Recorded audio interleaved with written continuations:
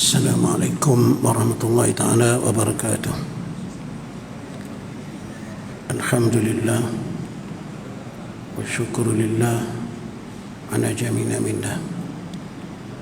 Wassalatu wassalamu ala Rasulillah wa ala alihi wa sahbihi man wala.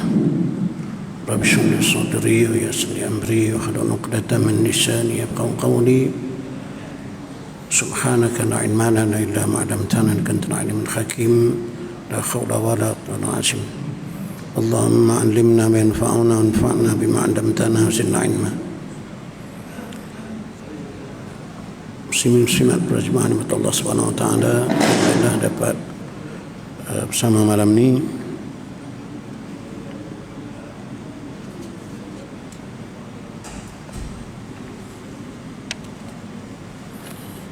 mengikut saya punya tu, itu kata hikmah yang 172. Qala al-mu'allif rahimahullah ta'ala wa nafa'ana min ulumi fid darin amin. Istishrafuka an ya'lama an-nas bi khususiyatik dalilun ala adami sidqika fi ubudiyatik.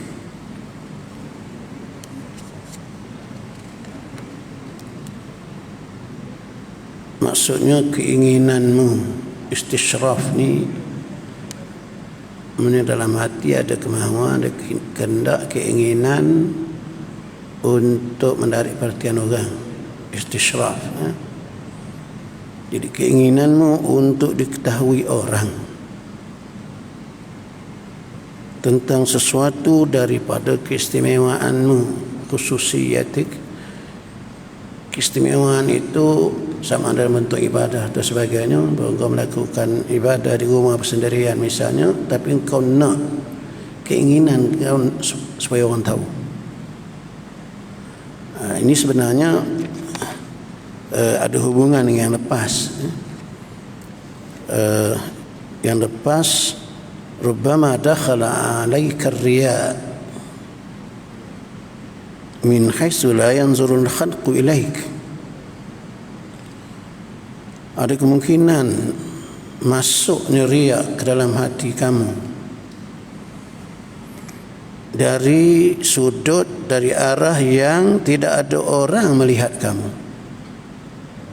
Jadi dia ada hubungan dengan yang malam tu, yang lepas.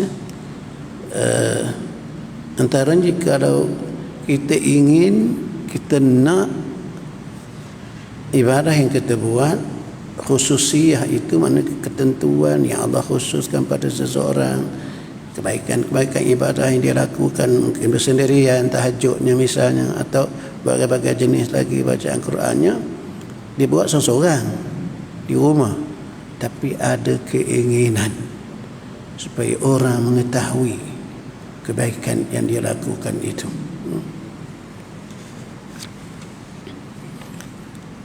Itu dalilun. Kalau ada perasaan itu, nak orang tahu apa yang kita buat,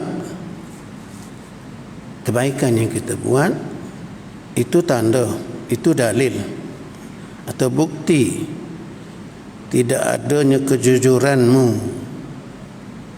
adami sidqika, tak adanya sifat siddiq, benar, jujur dalam peribadatanmu, kehambaanmu kepada Allah Subhanahu wa taala. Dia pun juga bentuk kebaikan lah. Kalau ada keinginan untuk orang tahu, keinginan itu karena hawa nafsu dia. Istishraf tu, makna istishraf lebih kepada keinginan yang berbentuk kepentingan hawa nafsunya. Sebab keinginan untuk orang tahu amalan, kebaikan kita buat, agar mereka juga nak buat. Jadi sebagai contoh, maka itu harus yang tu dibolehkan. Cuma sangat perlu berhati-hati. Karena kadang-kadang di situlah permainan syaitan itu, hawa nafsu. Kita kata nak tunjuk dengan orang supaya orang ikut, tapi takut tak sedar permainan hawa nafsu sebenarnya ada niat lain. Bila nak orang tahu apa yang kita buat, apa yang buat tu sebenarnya ada niat lain. Yang itu yang kena berhati-hati. Kalau tidak, kita berbohong dan ibadat kita kepada Allah Subhanahu wa taala. Artinya kita tidak jujur dalam peribadatan kita. Karena ibadah ini mestilah khalis, suci semata-mata kerana Allah Subhanahu wa taala, bukan kerana yang lain.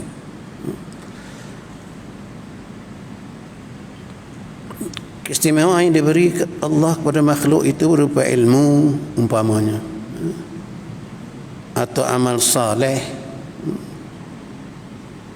yang seharusnya dalam mengamalkan keduanya itu harus semata-mata untuk mendapat keredaan Allah Subhanahu wa taala. Itulah makna ubudiyah. Ibadah itu ubudiyah ada makna tauhid, dan perkataan ubudiyah itu ada makna tauhid, arti mengesahkan Allah Subhanahu wa taala. Iyyaka na'budu wa iyyaka nasta'in itu akan dikau kami sembah, kami beribadah, itu ada makna tauhid. Artinya tak ada arti ibadah kalau tak ada tauhid kepada Allah. Tauhid dalam segala hal. Ini mentauhidkan Allah dalam peribadatan. Artinya melakukan hanya semata-mata kerana Allah Subhanahu wa taala, bukan kerana yang lain. Itu barulah ibadah yang khalis, yang benar-benar peribadatan. Walaupun memang suatu yang sukar, tapi bukanlah suatu yang mustahil untuk kita capai. Kalau kita sentiasa mengulang kaji, memerhatikan tentang akidah kita, ini akidah Ahlussunnah wal Jamaah. Misalnya dalam tauhid, mengikut Ahlussunnah wal Jamaah dibagi pada tiga itu, iaitu tauhid zat, tauhid sifat, dan tauhid af'al. Mentauhidkan zat Allah Subhanahu wa taala, mentauhidkan sifat Allah, dan mentauhidkan af'alullah. Tauhid af'al ni di antara yang penting untuk dihayati supaya kita dalam ibadah kita insya-Allah terpelihara. Kalau tauhid af'al itu dihayati, apa makna tauhid af'al? Tauhid af'al, tauhid perbuatan. Af'al itu perbuatan-perbuatan. Maksudnya bahawa semua perbuatan, tak kira daripada perbuatan yang ikhtiari, yang kita pilih sendiri untuk melakukannya, untuk buat, ataupun yang itirari, yang perbuatan atau perkara-perkara yang berlaku secara bukan pilihan kita.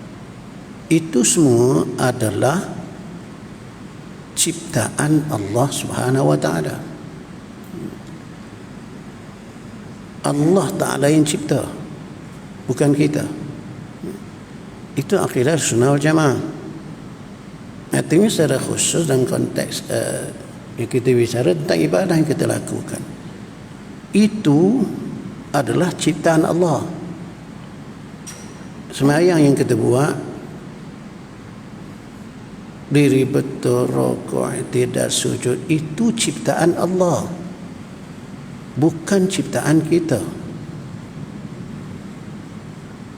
Bukti, dalil banyak. Al-Quran banyak sangat menyebutkan tentang hakikat itu.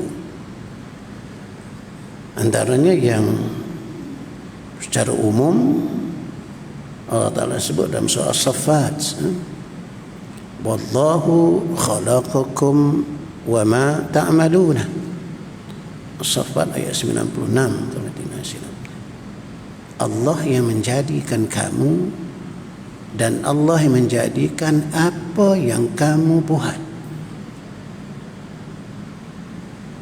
Apa yang kita amal, ta'malun, apa yang kamu buat, itu Allah yang cipta. Itu min khalqillah, dari ciptaan Allah Subhanahu wa ta'ala. Bukan ciptaan kita. Bukan kita yang menjadikan perbuatan kita. Ini akidah Ahlussunnah wal Jamaah. Kalau Mu'tazilah, Qadariyah sebagainya itu lain. Itu mereka ada tergolong dalam golongan yang menyeleweng, yang mengatakan bahawa manusia lah buat apa yang dia buat. Itu bukan akidah Ahlussunnah wal Jamaah. Ahlussunnah wal Jamaah semua perbuatan itu dipanggil tauhid af'al, mentauhidkan perbuatan. Artinya semua perbuatan yang kita lihat yang memberi kesan itu Allah Subhanahu wa ta'ala.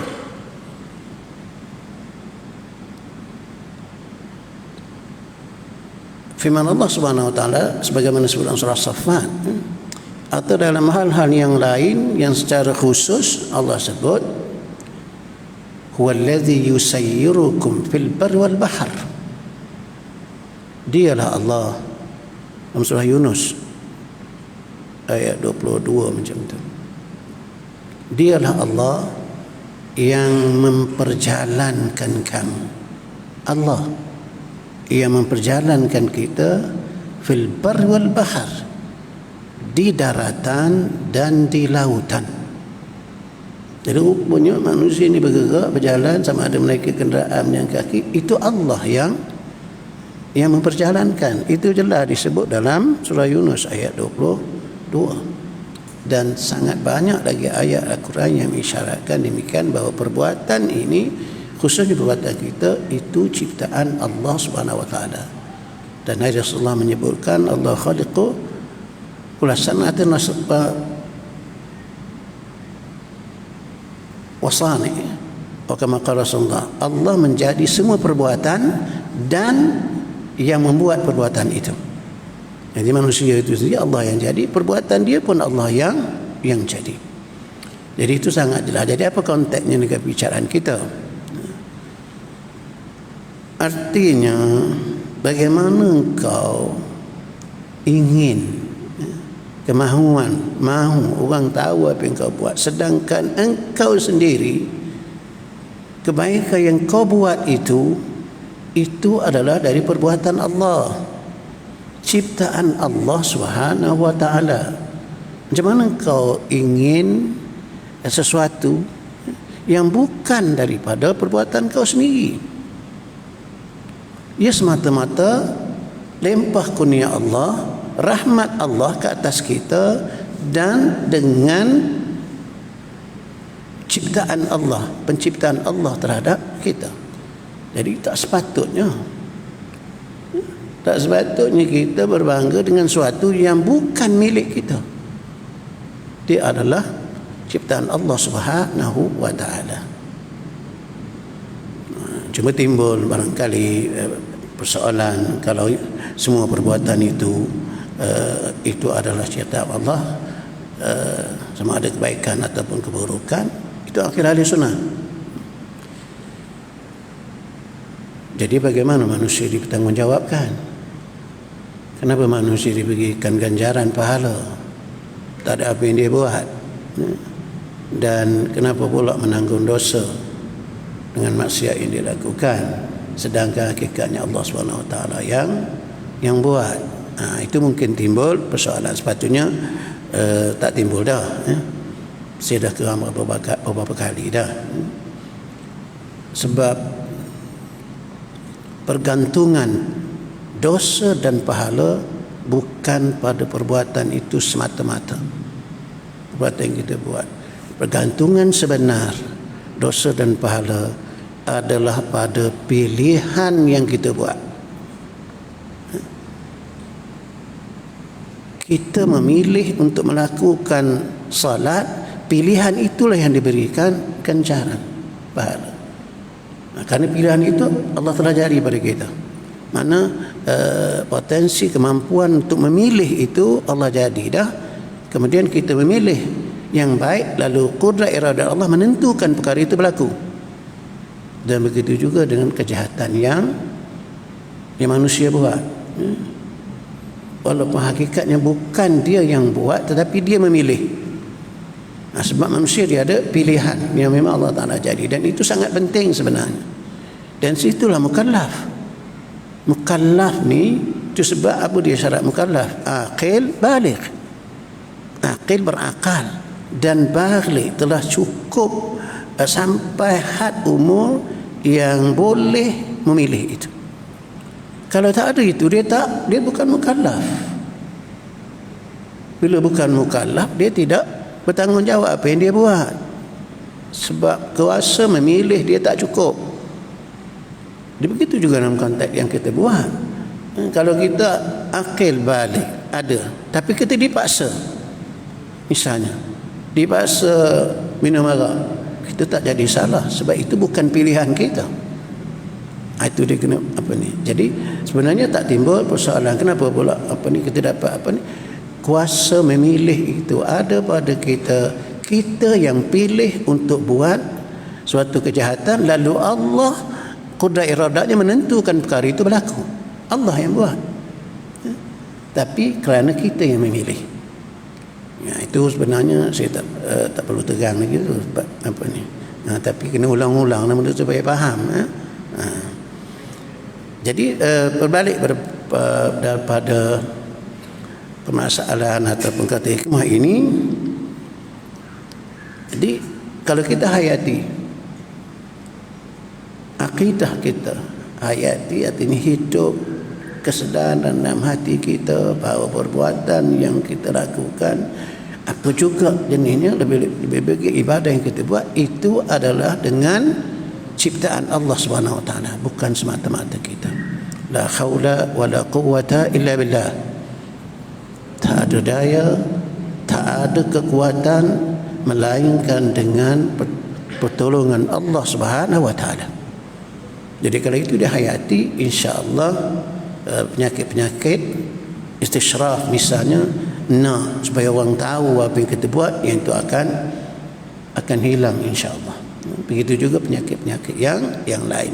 Dia yang timbul penyakit ini pasal kita merasakan bahawa kita yang buat semata-mata dengan kekuatan kita. Kita yang lakukan itu, maka timbullah penyakit itu. Sebab itu kalau ingat Ibn Athaillah ada sebut dulu, la tufrih qatta'ah bi annaha barazat minka ilai wafrah biha bi annaha barazat min Allah ilaik. Jangan kau rasa seronok dengan ketaatan, jangan rasa gembira dengan ketaatan yang kau buat tu. Itu Ibn Athaillah Sekandari dilarang kita rasa seronok. Sedangkan Rasulullah SAW kata dalam sebuah hadis, maksudnya tanda orang yang beriman itu bila dia seronok dengan ketaatan, kebaikan dia buat. Tapi kalau gitu ikan bertentangan dengan hadis, tak. Cuma kita yang tak faham dan apa maksud hadis itu. Sebab itu Ibn Athaillah meneruskan lagi, jangan rasa seronok dengan kebaikan, ketaatan apa juga bentuknya yang kita buat kerana merasakan bahawa dia terbit dari kita. Kita yang buat. Aku buat ini, aku buat itu, aku sembahyang, aku puasa, aku makmurkan masjid dan sebagainya. Aku, semuanya kita. Yang tu dilarang. Rasa seronok dengan itu. Wafrah biha. Boleh rasa suka, rasa seronok dengan melihat bahawa kebaikan itu yang kita buat itu barazat minallahi ilaih. Ia datang dari Allah kepada engkau.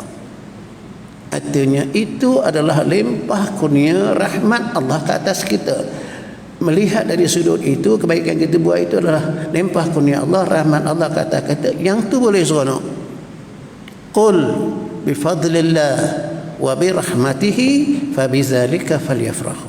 Katakan wahai Muhammad pada umatmu, dengan limpah kurnia Allah dan rahmatnya hendaklah mereka rasa gembira, rasa seronok. Jadi itu dia punya sunnah. Jadi makna maksud hadis tadi, bahawa orang yang beriman itu, orang yang sebenar beriman itu orang yang seronok dan kebaikan, yang itulah. Bukan seronok hanya kerana melihat kebaikan ibadah atau kebaikan kita buat itu kita rasa kita. Dan itulah kebanyakannya kadang-kadang. Yang kita lihat pasal dia rasa bahawa dia yang buat itu dan ini, dan itu kadang-kadang datangnya dakwa. Itu aku dulu buat tu. Yang tu aku dulu. Masa aku jadi jatuh masjid dulu, akulah buat tu, aku buat ni. Itu dia. Pasal merasa bahawa itu datang dari dia. Sedangkan kita la haula wala quwwata illa billah. Tak ada daya, tak ada upaya melainkan hanya dengan pertolongan Allah Subhanahu wa taala.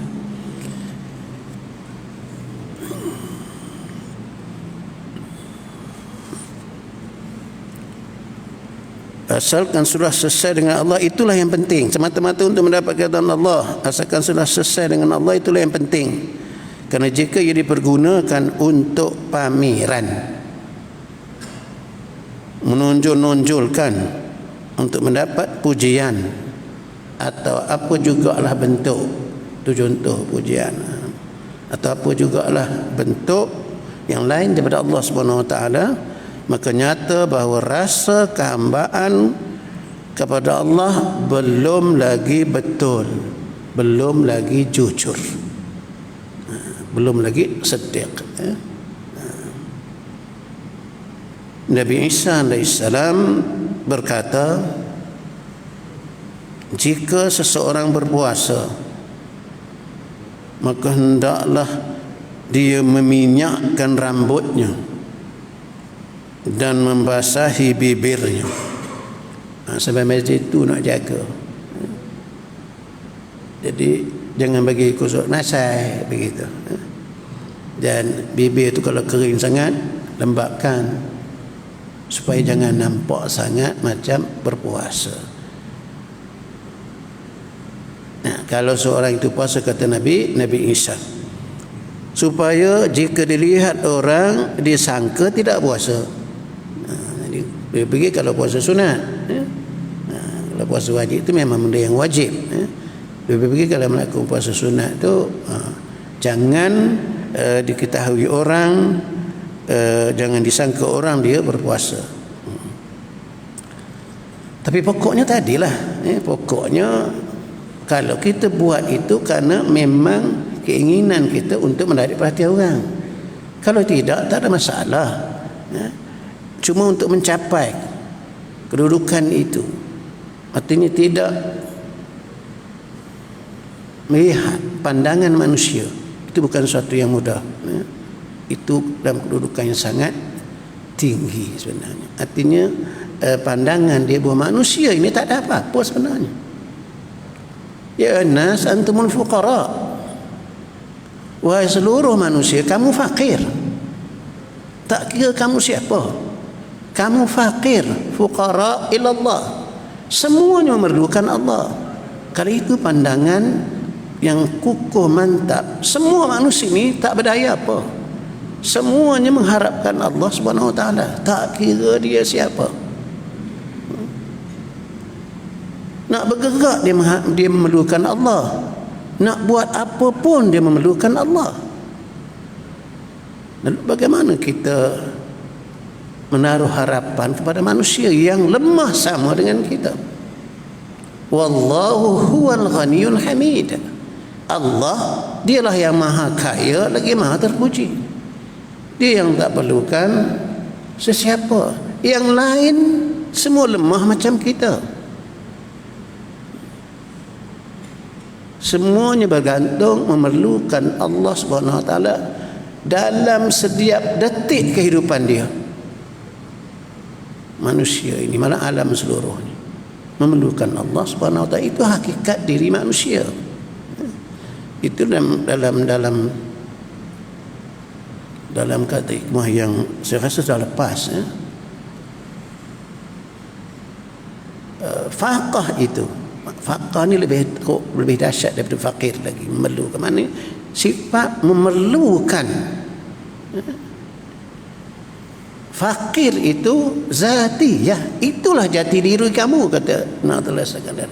Itulah hakikat diri manusia, bahwa dia memerlukan Allah SWT setiap masa. Jadi dia sebenarnya berbalik kepada soal iman, akidah. Pokok akidah itu yang perlu diperbaharui, dikukuhkan, maka insya-Allah barulah amalan-amalan yang kita buat itu akan terselamat daripada penyakit-penyakit yang boleh membinasakan amalan yang kita buat. Jadi kena pakat jaga. Lah amalan pembuat tak banyak, kemudian rosak pula. Dirosak dengan sifat-sifat yang itu. Sambungan itu tadi, begitu pula jika bersedekah, hendaknya memberi dengan tangan kanan dan disembunyikan dari tangan kiri. Itu hanya isyarat sebagai bagaimana dia hanya melakukan itu semata-mata kerana Allah Subhanahu Wa Taala, bukan untuk mencari perhatian manusia.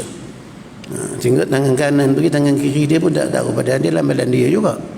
Kanan kiri itu perumpamaan, artinya betapa dia tidak mencari pandangan orang lain, manusia khusus, apa yang dia lakukan.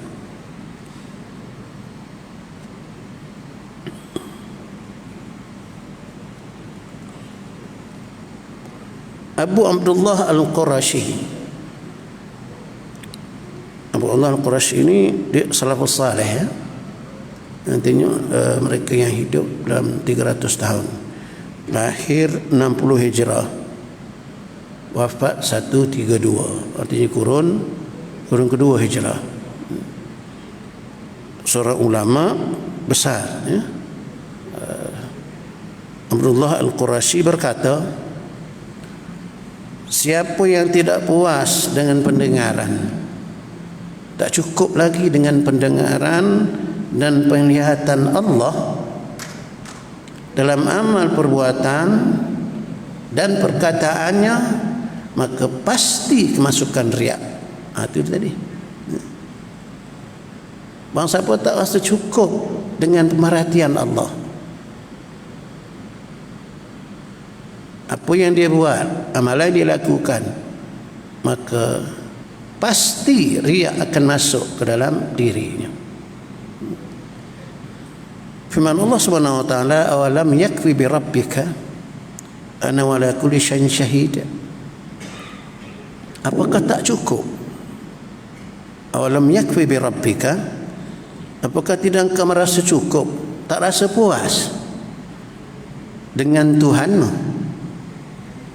bahawa dia menyaksikan ala kulli syai'in syahid. Syahid ni maknanya, syahid ni saksi, dan dia makna hadir. Orang jadi saksi tu, saksi nikah tu dipanggil syahid, ya. Syahid tu artinya dia kena hadir dalam majlis pernikahan itu. Dia hadir ketika itu. Itu baru dinamakan syahid. Jadi Allah SWT seolah memberitahu kita bahawa dia ala kulli syai'in syahid, atas tiap-tiap sesuatu dia menjadi saksi. Artinya Allah seolah-olah hadir ketika itu. Dalam ayat lain secara khusus lagi, surah Yunus juga tidak silap ayat 62, wala ta'maluna min amalin inna kunna 'alaikum syuhudan iz tufiduna fihi wala ta'maluna min amalin, tidaklah kamu beramal. Ta'malun, beramal itu makna melakukanlah. Ta'malun itu makna buat, ya. tidaklah kamu beramal atau melakukan sesuatu daripada amalan itu,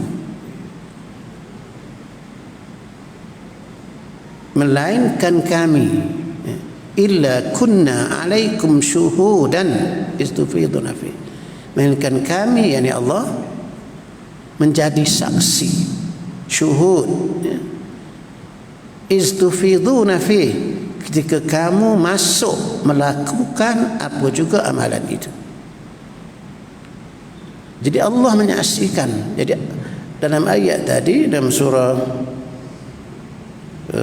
Fussilat, alam yakun bi rabbika, tak cukupkah Allah yang menjadi saksi? Apa engkau ingin pandangan manusia yang lain yang lemah sama dengan kita? Tak cukupkah Allah yang menjadi saksi terhadap apa yang kita buat, amalan kebaikan yang kita lakukan? Kita buat amalan ini untuk apa? Ibadah kepada Allah. Allah yang nak memberikan ganjaran sebagainya, bukan manusia. Jadi kenapa masih lagi melihat dengan hati keinginan untuk manusia tahu? Bukan manusia nak balas apa yang kita buat. Malah kalau ada niat itu, maka amalan itu akan menjadi sia-sia. Jadi cukuplah. Bagaimana disebutkan tadi dalam surah Yunus, disebutkan wala ta'maluna min amalin illa kunna syuhudan istufiduna fi. Kamu tidak melakukan suatu amalan melainkan kami menjadi saksi, kata Allah. Kami menyaksikan, syuhud, bukan sekadar melihat. Syuhud ni sebagaimana disebut tadi lah. Syuhud ni lebih pada menyaksi, hadir, seolah-olah hadir. Yang disebut Rasulullah sallallahu alaihi wasallam, ta'budallaha ka'annaka tara, bahawa engkau mengabdi diri pada Allah seolah engkau melihatnya dengan mata hati kau. Jadi Allah syuhud, menyaksikan ketika kita melakukan apa juga amalan kebaikan, malah begitu juga dengan kejahatan pun, ya. Jadi apa nak diharap lagi daripada pemerhatian manusia yang lemah sama dengan kita, fakir. Allah Ta'ala sebut fakir, ya nas antumul fuqara ila Allah wallahu al-ghaniyyul hamid. Wahai seluruh manusia, kamu semua fakir kepada Allah, semua memerlukan Allah. Jadi dengan kesabaran itu, insya-Allah, maka akan memberikan kekuatan pada kita, kefahaman supaya kita dalam melakukan apa jua kebaikan, bukan sahaja dalam bentuk khususiyah tadi, sembahyang, puasa, zakat, begitu juga kebaikan-kebaikan yang lain yang kita lakukan dalam hidup bermasyarakat, juga pandangannya bukan manusia, Allah Subhanahu wa taala. Sebab manusia kita tidak boleh dapat apa-apa dari mereka. Itu juga kesukaan mereka belum tentu. Kalau kita inginkan sesuatu dari manusia, kesukaan mereka tak ada, kita belum tentu. Kita buat sesuatu nak akan perhatian manusia supaya manusia suka kita, belum tentu. Itu disebut ridha nas ghayatun la tudrak. Keredaan manusia, nakkan manusia suka pada engkau, ghayatun la tudrak, itu suatu cita-cita, ghayah yang tidak mungkin tercapai. Tak mungkin tercapai.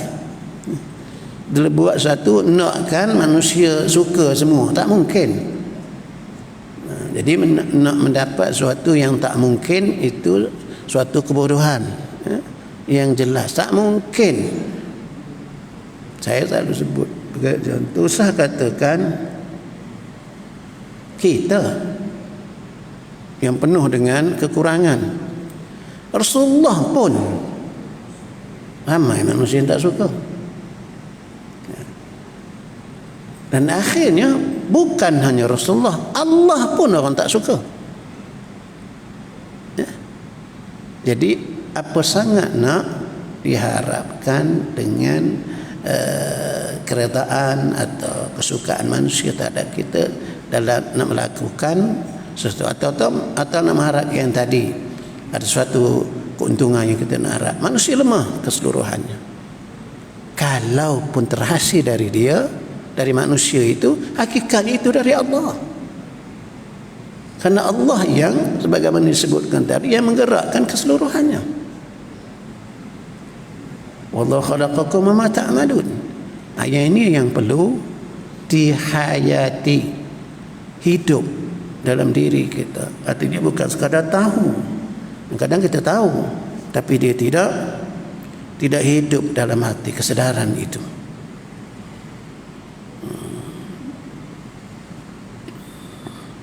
Abu Khail Al-Aqta' berkata,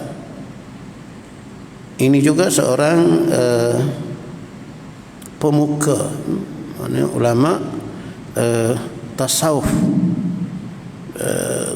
sunni, iaitu di kurun yang keempat. Artinya bukan salafus saleh, kalau mengikut apa ni, kurun keempat. Imam Ghazali kurun kelima, dia kurun keempat. Abul Khair Al-Aqta' berkata, siapa yang ingin supaya amalannya diketahui orang, ini tadi yang lepas tu, barangkali riak boleh masuk dari sudut yang orang tak tengok engkau. Kau buat sorang-sorang di rumah, tapi boleh dihinggapi oleh penyakit itu, iaitu kalau ada keinginan supaya amal yang kita buat orang tahu. Suka kalau orang tahu. Kita buat sorang rumah, tapi ada keinginan supaya orang tahu apa yang kita buat. Itu adalah riya.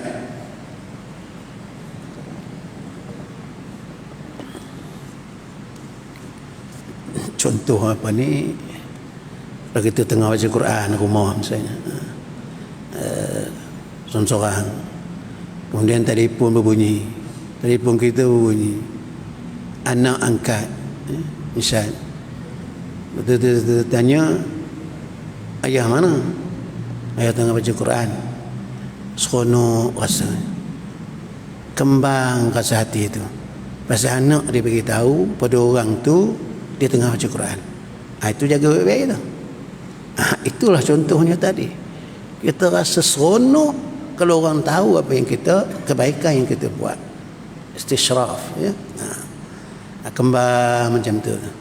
Itu orang yang benar-benar memerhatikan. Kalau tidak, kita akan terperangkap dengan perkara-perkara yang boleh merosakkan amalan kita.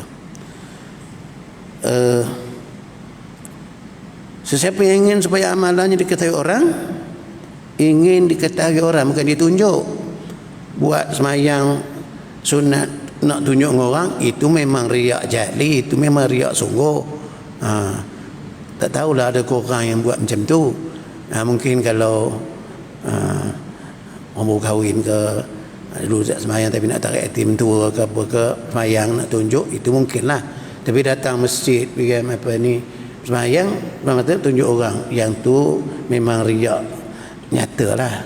Dia bukan tu. Riak ni boleh masuk dalam banyak lagi cara. Antaranya itu tadi, dia ingin amal dan dia diketahui orang, walaupun dibuat secara bersendirian. Dan sesiapa yang ingin diketahui orang hal keistimewaannya, keistimewaan yang dia perolehi, maka dia adalah pendusta, kata Abul Khair Al-Aqta'. Dan terakhirnya apa yang disebut oleh Abu Abbas Al-Mursi. Abu Abbas Al-Mursi ini guru kepada Ibn Athaillah Sakandari yang mengarang kitab ni, ya. Hikam ni Ibn Athaillah Sakandari, guru dia Abu Abbas Al-Mursi, antara guru dia lah, antara guru dia dalam tasawuf, yang ada kisah dia disebut di awal dulu, sebut kisah dia dengan Abu Abbas, bagaimana Ibn Athaillah Sakandari ini dia antara orang yang mula-mulanya menentang tasawuf. dia tak berapa suka dengan tasawuf. Dia seorang ulama faqih yang terkenal, alim. Dia tak berapa suka dengan tasawuf. Dan dia datang jumpa dengan Abu Abbas Al-Mursi. Majlis Abu Abbas Al-Mursi ni, dia datang dengan niat untuk nak bertanya soalan-soalan yang Abu Abbas mungkin tak boleh jawab. Itu dia punya apa ni, dia seolah-olah macam nak menguji lah. Tapi apa yang berlaku, ikut cerita dia sendiri, belum dia bertanya kepada Abu Abbas, soalan yang dia nak tanya tu Abu Abbas dah jawab dulu dalam majlis pengajiannya. Jawab satu, semuanya terjawab. Yang lepas itulah Ibnu Attas Sekandari ini dia berguru dengan Abu Abbas dan menjadi seorang ahli sufi tasawuf. Jadi Abu Abbas mengatakan, siapa yang ingin terkenal maka dia menjadi hamba kepada terkenal itu. Hamba terkenal lah. Dan siapa yang ingin tersembunyi, tak nak terkenal, dia nak apa ni, nak tersembunyi biar orang tak tahu, itu keinginan dia, maka dia adalah hamba kepada tersembunyi pun tak boleh. Maknanya kemahuan kita nak terkenal tak boleh. Hubbus syuhrah, sukakan kemasyhuran tak boleh. Sukakan tersembunyi juga tak boleh. Lalu, dan siapa yang benar-benar merasa sebagai hamba Allah, saya nak habiskan ini je, maka terserah pada Allah. Dia serah, kalau dia hamba Allah, dia serahkan kepada Allah, sama ada Allah nak memasyhurkan dia atau nak menyembunyikan dia, yakni sama saja. Yang penting ialah Allah Subhanahu Wa Taala, kan Allah. Jadi bukan kerana nak sembunyi, nakkan tersembunyi atau nakkan kemusyaran semata-mata keinginan kita, tak. Kita serahkan kepada Allah Subhanahu Wa Taala, itulah yang sebenar. Karena kadang-kadang dalam masyhur itu ada kebaikan. Misalnya nak menyampaikan Islam, bila kita belum yang diketahui, maka barangkali mudah untuk disampaikan. Jadi wabillahi taufiq wa hidayah. Assalamualaikum warahmatullahi taala wabarakatuh.